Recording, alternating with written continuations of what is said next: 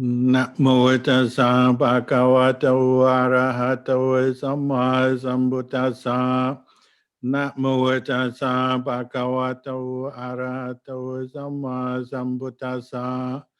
Namo tassa bhagavato arahato samma sambuddhassa.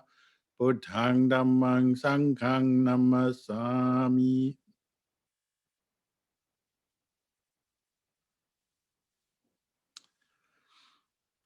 Good evening and blessings from Bodhipala Monastery, South Australia.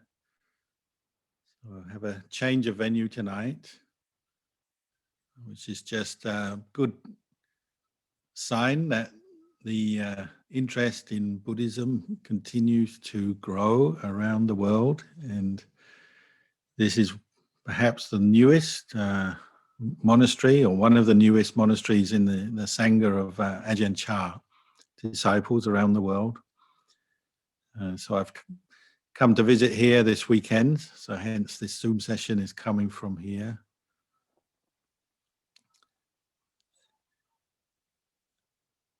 And as I said, it's when new monasteries arise in the world, where do they come from? They come from faith, people's faith in the teachings and the practice of the words of the Buddha. This particular monastery came about through the kindness and generosity and sacrifice of some of the Buddhists from Melbourne who support my monastery there, Buddha Bodhipala Monastery, where you're usually watching me speak. But they had the faith to purchase this property where we're sitting. Like, we're sitting in an old farmhouse. You can see the sort of white walls with rock walls of this farmhouse. And we're surrounded by about 200 acres of land with some big red gum trees and a lot of rocks and grass. It's an old sheep farm. So an old sheep farm has been turned into a Buddhist monastery. So in spiritual terms, you probably say upgrade. And when I first came to see the property, there were still 200 sheep here, grazing away happily. But now they've all moved on somewhere else. And now we have monks and lay meditators happily meditating here. So you should probably say it's an improvement. Not that we have anything against sheep, we like sheep, but it's no longer a commercial farm. It's a place for the practice of the Dhamma.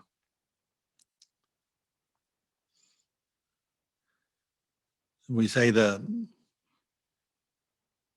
compassion, the wisdom, the barami of the Buddha is without limits. You say appamano Buddho, appamano Dhammo, appamano Sangho. It's boundless. It's limitless. So once the Buddha was enlightened during his lifetime, the radiance of his citta, the profoundness of the truth that he discovered, the Dhamma, the peace, the purity of his mind, it's limitless. So in that sense, this is why the Buddhist teachings have gradually spread throughout the world to many places where formerly there weren't the Buddhist teachings. There weren't monasteries or Sangha or people learning about what the Buddha taught. But because of the limitless or boundless nature of the Dhamma, it just keeps moving around the world, because wherever there are people, they have an interest to find real peace and happiness in their life. They have an interest to improve their lives. And this is what the Buddha's teachings were for.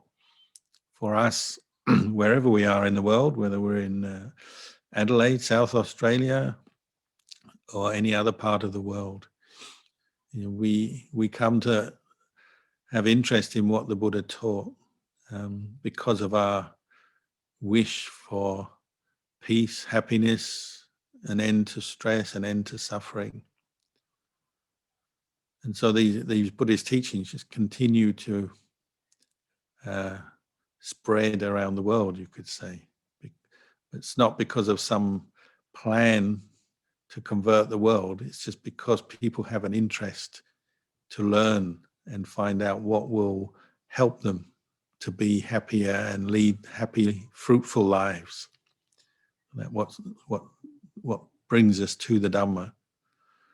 So this monastery has only been here 2 years. Ajahn Kalyano is the senior monk, and in 2 years, many people have come. Probably hundreds of people have come to visit the monastery, to make offerings, listen to the Dhamma, practice meditation, and of course, because this monastery is new, just to help in setting up the monastery. There's a lot to be done because it's a new property. There are quite a few buildings here, but they're all a bit run down because it's a farm that's actually got a long history. There's been a farm here for almost 200 years, back to a time when this part of Australia, South Australia, it's called the Murray River.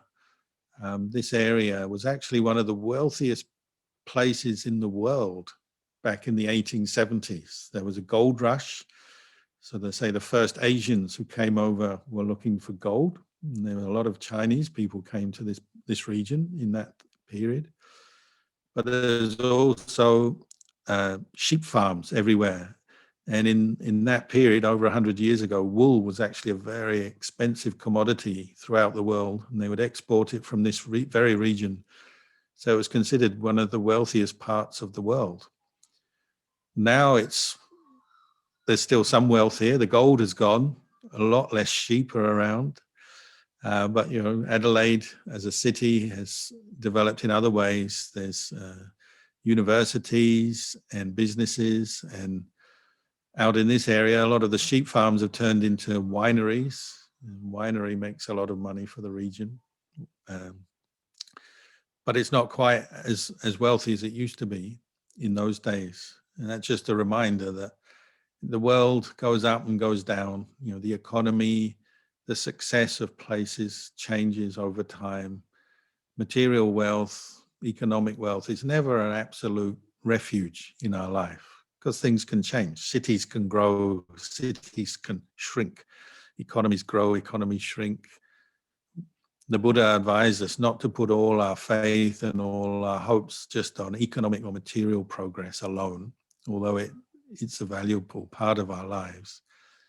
He encouraged us to put our faith in the Dhamma, which is something that doesn't go up and down or expand or retract. The Dhamma is always the same. It's the truth. And it's the truth that liberates us from suffering and its causes. Through practicing bringing our minds in line with the Dhamma, bringing our actions, our speech, and our thinking in line with the Dhamma. This is what is a true refuge. So when you build a monastery like this, you're establishing a place where people can come regularly to hear the Dhamma, practice the Dhamma, and bring their whole lifestyle in line with the Dhamma more and more. And that's the benefit of a place where you have people practicing, say Sangha, live and practice, and then people are able to attend and participate in the events of that place, that monastery.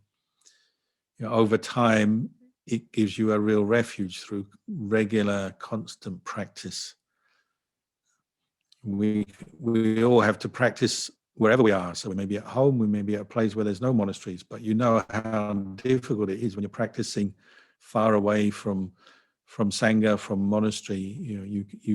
It's very easy to get lost in your moods and your thoughts. It's very easy to lose your way, forget what the true Dhamma is, forget what the path of practice is. So when you have a monastery somewhere near that you can attend, go to, it gives you that focal point that can keep bringing your heart, your mind back to the Dhamma. Just by seeing other people practicing and have the opportunity to support materially and then to listen to the Dhamma, to meditate. This is all valuable for us. Some people were here today, they're asking about the value of making merit and dedicating merit. And this is something that's often overlooked by Buddhist practitioners, especially in places where Buddhism is new. People haven't, there's no tradition of Sangha or monasteries or that side of Buddhism. Often people have lost touch with the idea of making merit for the dead, passing on merit to their loved ones who've passed away, who've died. So these people were asking about it today because it's something that the Buddha did talk about from time to time, talked about the fact that when we die, it's not the end of the story. If we haven't reached Nibbana, our consciousness re-emerges somewhere else, what we call rebirth, or popularly known as reincarnation, but rebirth might be a slightly better word. Because we make karma through our lives, we build up attachments, loves and hates, and attachments to people and places. That all is stored up in our consciousness, leaves impressions on our consciousness every day. What we think, what we say, what we do is constantly coming back to our mind, being stored up in our mind in the form of different emotions and moods and memories and thought processes. And really, karma is what makes us tick as human beings through our life. But it doesn't just stop when we die. When you die, it's the physical death is really the physical death of the body. The physical material body stops working.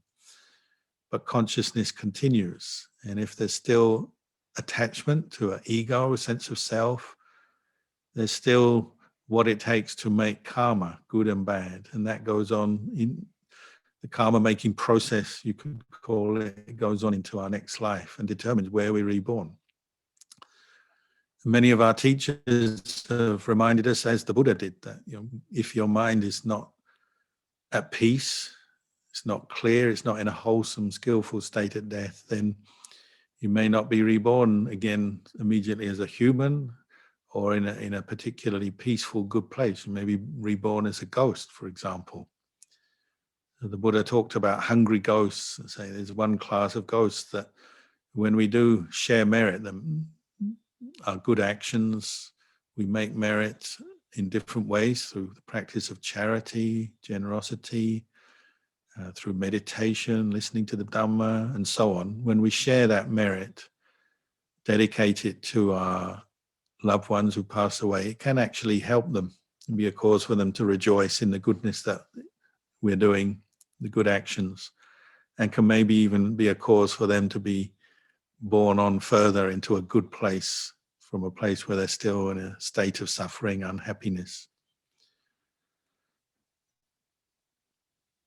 So that's something that maybe is not unique, but fairly, very rare in the world. A monastery is a place where you can make merit and dedicate merit very well. And the Sangha, they could say, are like a channel for the merit making you do.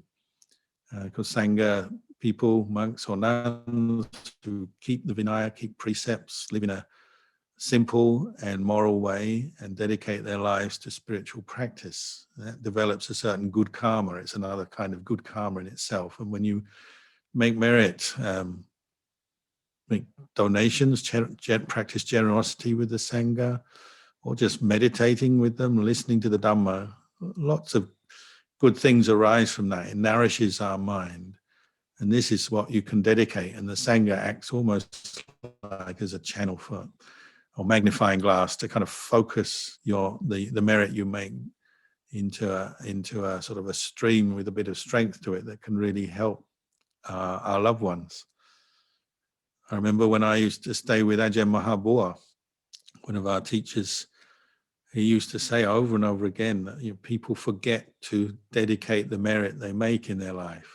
And the good that they do is good, but then they don't consciously share it with their departed relatives.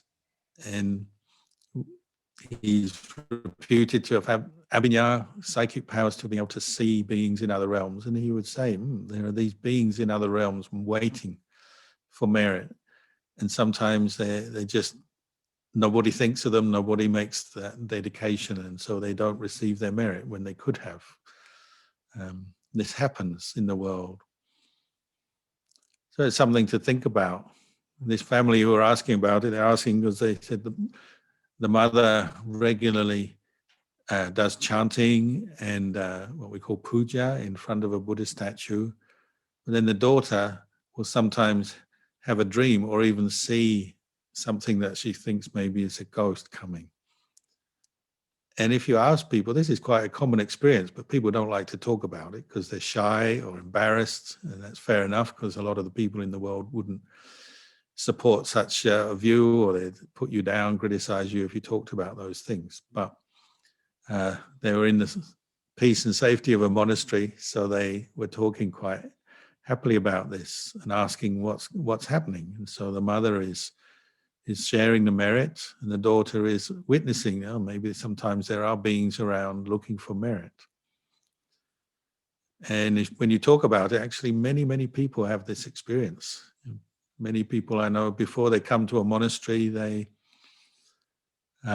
maybe the night before they come to the monastery, they have a dream of, a parent or grandparent or uncle or auntie, someone that's related to them who's passed away. And they just see their face, or they just come to them in a dream. And you could say, well, that's just a memory or an attachment from the past. But the timing always seems to be there just before they go to the monastery to make offerings. They have these experiences. You could say just a coincidence, but maybe there is some psychological connection there between beings, even between realms, from the human realm into the ghost realm. And they're coming either to rejoice in the merit that's about to be made, or maybe sometimes even seeking merit. As we know, in the time of the Buddha, even the king Bimbisara came because he kept having nightmares, dreams of people who were crying, moaning, seemed to be wailing and suffering. And he came to the Buddha because it kept happening, asking the Buddha, why does this happen? And the Buddha said, well, these are some of your old relatives who are waiting for merit. You have to make some merit for them. They're just reminding you of that fact. And so the king got together his family and people, and they brought lots of food and robes for many days to make merit. And finally, those dreams passed away. They stopped happening. So he asked the Buddha, why has it stopped? And the Buddha said, well, they've received their merit. They've been reborn in a good place. And to be honest, over the years, many people have had, in their own way, similar kinds of experiences, to the point where it's very difficult to say it's absolutely nothing, or it's hallucinations, or meaningless. For myself, I wouldn't say it was meaningless. I'd say there's some truth to this. There's another man came the other day to the monastery. He'd been driving a train in Melbourne for 32 years. And he'd never had an accident, done his job very well. But one of the problems you encounter driving a train is that, unfortunately, sometimes people are very sad, people, unhappy people. One of the, unfortunately, a popular way people commit suicide is jumping in front of a train. So he said in 32 years, 6 people had done that and killed themselves in front of his train. So sometimes he'd have these dreams, kind of traumatic dreams based on those events. So he's asking about that. So with karma, we always say karma is a matter of volition or intentional action. So as a train driver, I was saying, well, you've never had the intention to run anyone over, have you? Said, no, of course not. He just tries to drive his train well. But unfortunately, when people are upset, once in a while, they will step in front of a train. So he's asking, has he made bad karma? And I said, well, probably not, because you haven't had any intention to hurt anyone. And actually, he said more occasions than not, he's been warned by the police or the authorities that there is somebody who's suicidal on the track or near the track, and he's actually stopped the train in time more often than he's hit people. So it's clear he's a good man with the intention to preserve life, not the intention to take life away. So I suggest he probably hasn't made any bad karma in those situations, although they're very traumatic for him and other people involved. But nevertheless, because there's trauma, there's suffering in the people who have died. Maybe because he's the train driver, he's kind of the leader of that group of people on the train, perhaps he's picking up on their suffering. So occasionally he has these nightmares. And so I suggested, well, it's another occasion to make merit. They're not related to you, but can still make merit for them and share your kind thoughts and wish them well. And also, because he was feeling a bit upset about this, I think, but have you thought about the good karma you're making? Like 32 years, you've unfortunately hit 6 people, not through no fault of your own, but in 32 years, roughly how many passengers have you transported? So he said, oh, it's easily in the millions, because every year it's hundreds of thousands of people go on these trains. So I said, so you've helped these people, millions of people, get to their destination safely. You've never had an accident. You've done your job well. They've all got from one place to another, gone to work, gone out to shopping, gone to visit their friend, doing some business. You provided this service for millions of people. That's an amazing thing. And you've always done your best to do a good job. That's what you should focus on, the goodness of your job and what you've done. And although it's unfortunate that occasionally people do throw themselves in front of a train, it is only very rarely, and it's only a very small part of your life. The bigger part is actually doing these acts of service. Karma is a bit like this. When we do consider the karma we make, good and bad, we tend to focus on the bad and often gloss over or ignore the good. Actually, every day we're probably making good karma in so many different ways in our life. Helping our families, doing good karma for ourselves, helping families, work colleagues, neighbors, strangers, doing all kinds of useful things, helpful things, and often in very subtle ways. Like, if you are somebody who tries to keep precepts and you walk down the street and you don't hurt anyone or do anything to anybody, already you're making good karma, even if you're not actually engaging with anyone. Just trying to go about your business peacefully and well, and to be a good human being is already good karma. Even if you haven't done anything particular that day, but just consciously doing that, that's good karma. So every day people are all over the world are making good karma in all kinds of ways. But what we tend to do is keep remembering and focusing on what went wrong, the bad karma. And so it comes up in memories, and we have a lot of self-aversion and criticism. We're good at criticizing ourselves and remembering our faults and what we did wrong and this and that. And in a way, when it comes up, and particularly for people who meditate or are interested in training their mind, it will come up. You'll get those memories. I have to say it's quite a useful event when you remember something like that from the past. Like somebody else was saying that when they were young, they can remember killing a grasshopper in a very kind of, no, actually they weren't killing it. Their friend killed a grasshopper and they laughed. And they were meditating, and the memory of this event came up and made them feel bad. And yeah, of course it does make you feel bad, because you're remembering an unskillful act, even that one that someone else did that you participated in. But what do you do with all these memories of the bad karma? All you can do really is acknowledge them and then let go. So it's not to cover it over or deny it. It's not to fixate on it to the point where you feel really down and guilty and upset by things, but just to know these things have happened. And most of us in our earlier lives, we weren't practicing Dhamma, or we weren't yet very wise in the Dhamma. So we've said and done some unskillful things. It's probably true for almost everyone in the world. So you'll have these memories come up. What do you do with them? Well, the Buddha encouraged us to be aware, be mindful, recognize what has been done, accept if it was something unskillful, accept that, but then to let go, not to dwell on the unskillful actions we've done in the past, not to hold on to it, not to keep bringing it up and feel bad about oneself, but to learn from the experience and then let go. And also, that also applies with the good, doesn't it? The good you've done, sometimes you have to consciously bring it up to remind yourself what you've done as a way of uplifting your mind, boosting your mind, especially if you keep dwelling on what went wrong, with negativity. Sometimes you have to dwell on what went right. Remind yourself, you haven't, maybe for many days in your life, you didn't break a single precept, you didn't hurt anyone, you didn't do anything particularly bad or wrong. There'll be large chunks of your life when that might be true. So sometimes you have to consciously bring that up and rejoice in it. Remember the good you've done, and also remember the good others have done, that we've witnessed, the people around us, family, friends, colleagues.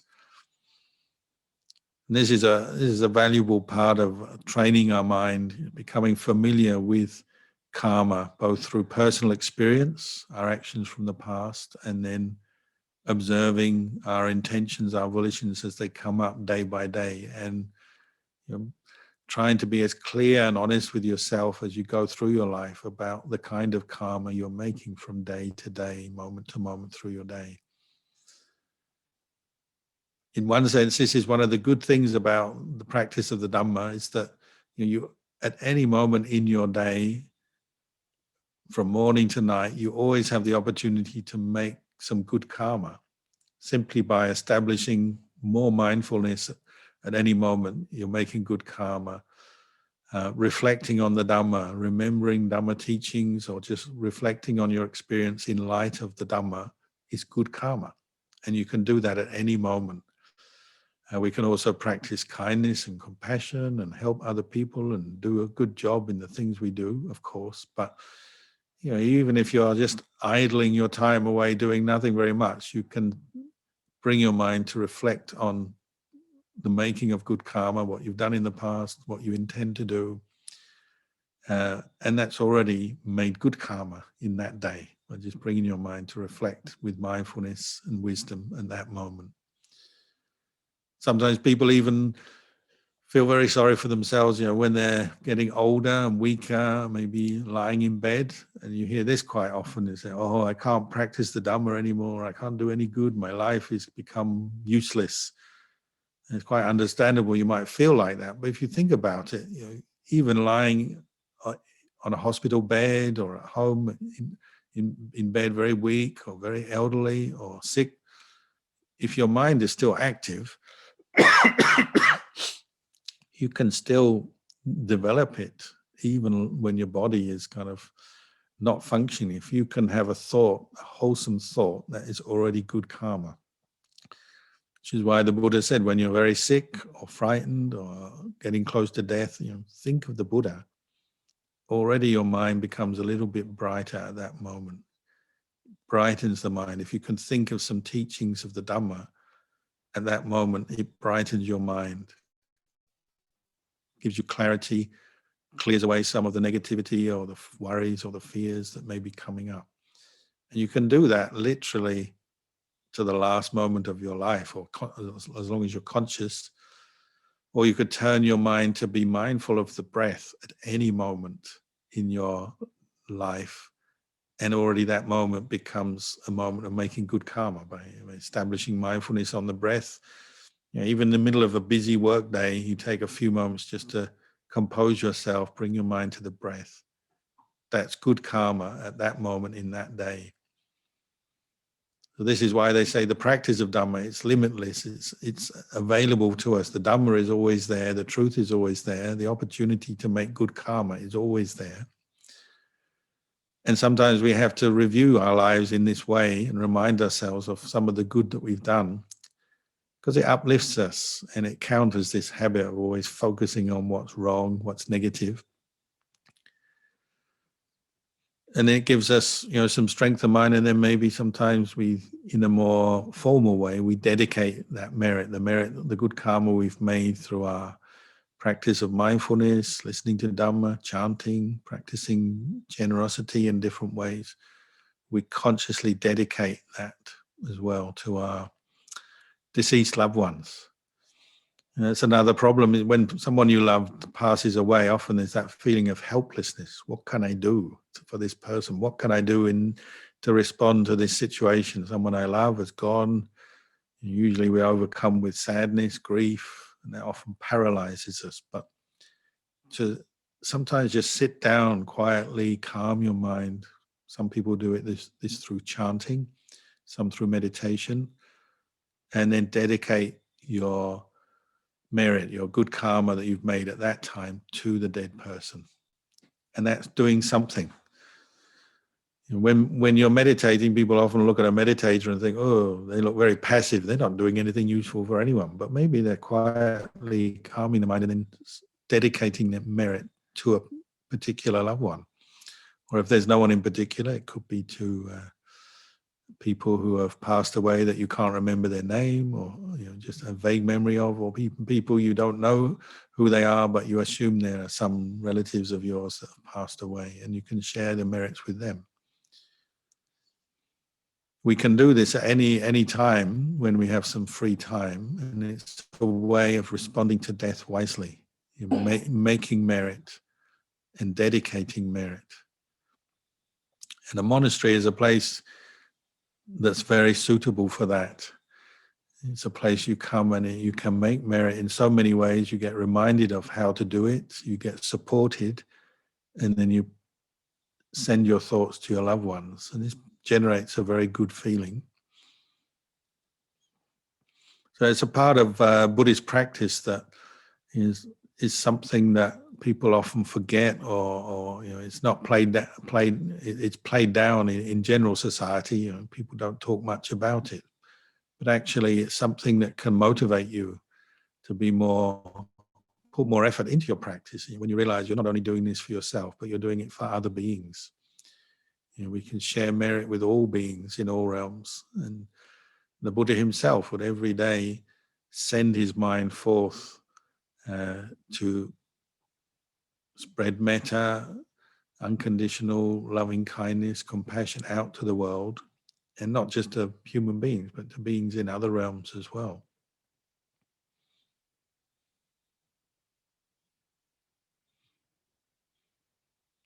Monasteries tend to be places where they say beings come in from other realms, particularly from the Deva realm. So before the monks moved into this monastery, Bodhipala Monastery, we went to see one of our teachers who, I'm not sure if you could see his picture on the back wall here, Lumpur Opat.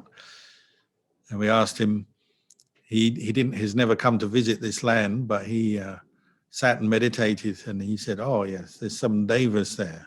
Devas, angel-like beings already are there in this monastery land. There's another advantage of having a monastery. It's a place where the devas gather. So like when we do chanting, often the devas like to come and listen to the chanting. So those beings who have died and been reborn in heaven realms, they're attracted to places where people do good. So when people make offerings, devas will come. When people meditate and chant, devas will come. So when we were first here, the first time the monks chanted the Patimokkha, which we do every 2 weeks, a recitation of the discipline. We were sitting in this monastery, the monks were doing the Patimokkha, and at that time Ajahn Kalyano, who many of you know, who lives in Thailand, he was visiting because his family from Adelaide, he was brought up very close to this monastery when he was a child. And the monks were sitting in the hall listening to the recitation of the Patimokkha, where there were 2 laymen outside, just quietly sitting outside the hall in the night sky. And it was a very beautiful evening, clear night sky. You get very beautiful night skies here. You can see all the stars. And it wasn't raining or cloudy. The temperature was nice. So they were just sitting there while the monks were chanting.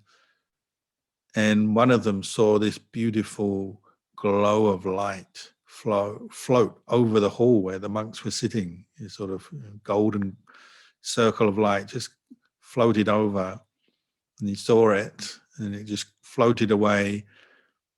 But like most people, he thought, if I say something, they're going to think I'm stupid or I'm deluded or just imagining it, so I'll just keep quiet. And then a few minutes later, the same thing happened again. And this time, both the men saw this golden ball of light floating over the hall. And they did a sort of a double take, and they looked at each other, and then they realized they'd both seen it. So now there was a second witness. So the first man who'd seen the first time said, I saw that just now. I didn't want to say anything, but now it's come again. So you saw it, didn't you? And the other guy said, yeah, I saw it. So later they came and asked the monks, and we said, oh yes, it's probably the devas. It's very common when you get a new monastery that sometimes the devas show themselves in forms of like a ball of light just floating around. Maybe, people like to say, oh, it's just imagination or whatever. Who knows? But there were a few different people saw it. It's often associated with a good sign. We say a good nimitta. When you see a deva light over a new monastery, it's a sign of something good to come. The monastery is a good place. It's a place where people come to make good karma, and over many years, even generations, even long, long periods of time, people are doing good over and over again. One of the neighbors here also, Veronica, she also had a dream before the monastery was actually started, before the land was purchased. She had a dream that this piece of land, lots of people came here, and she said had a very good feeling. Wasn't quite sure what it all meant. And then after that, not long after that, she heard the news that, oh, this farm has been bought over and the Buddhists are coming to build a monastery, and put two and two together. Ah, yes. So sometimes even we get premonitions of good things to come, or the good karma that's going to be made. So the more you practice, the more you sort of become aware of that aspect of the mind. It's a difficult one to talk about because you can't see. You can't see the trains of karma, what's happened, what's led to what. The Buddha could, and some very experienced meditators can, but we can't always see. So you can only guess. So it's a difficult one to talk about. But nevertheless, if you say you're in a position, say as a monk, and you get to hear people over and over again talking about such experiences, and often not because they really want to, or they're not showing off, or they're not deluded, they're just saying things that have happened to them, just telling it how it is, you realize, maybe there's some truth to this. The mind works on many levels, and our society nowadays has become a very materialistic society. Our education is not about the mind and how to train the mind. It's only about knowledge gathering and gaining skills and knowledge so that we can go in and perform a profession, get a job, earn money, which is important. But we neglect this side of the mind now in our culture. So you might say the culture is a little bit dry, or it's a little bit limited, because there's not much training in the mind and what the mind can know. So that's another thing that you get from a monastery. You get a training in all levels of practice. The material side is important. Our speech, our actions, the knowledge we gain, how we educate ourselves is important, and how we interact with the world. But there's also this spiritual dimension, the dimension of the mind, and some of the special knowledges that the mind becomes more aware of as we train, particularly in meditation. And a monastery sometimes is a place that it's suitable for that.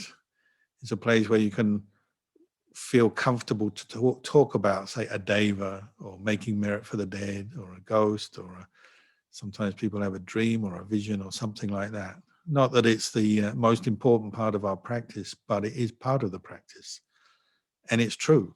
It's not making up stories. It's just talking about the way things are. Sometimes it's like that.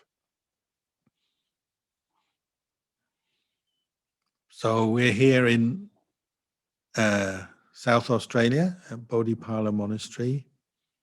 It's another good sign for the future. It's another place where people can come and practice the Dhamma. So hopefully you can rejoice in that as well as we are here. And the word for rejoicing in the goodness that's being done is the word we use, anumodana. We say sadhu anumodana. It means all things are well. This is something that's good. This is something to be happy about. And it's an important part of our practice to delight in the good that is being done. We have to delight in the good that others do when we notice it or see it, hear about it. We have to delight in the good that we've done. And we all have done a lot of good. There's more to do, of course. We shouldn't be complacent. But we have to delight and recognize the good we've done. We couldn't be here if either online or in person if we haven't done some good. We wouldn't be coming in contact with the Buddhist teachings if we hadn't made some good karma in the past. We wouldn't be able to sit and listen to the Dhamma, do chanting, meditate, unless we'd made good karma in the past. So when you think back to that, that's part of our motivation. It brings up faith to keep practicing, to keep doing it. And it's something the Buddha pointed out. We shouldn't get complacent and just settle for what we've got.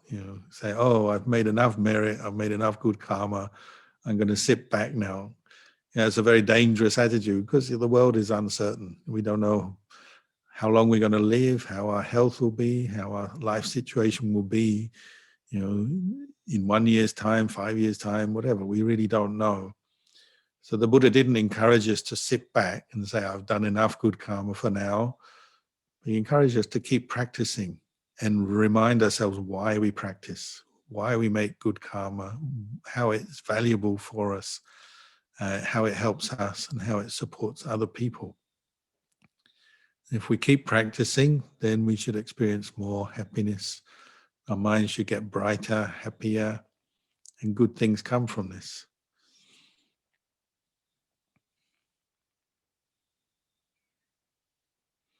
So maybe for tonight, I'll finish the talk here, and I think there'll be time for some question and answers afterwards. Annamayang Dhammakatthaya Sadhu Karang Katamase Sadhu Sadhu Sadhu Anumodam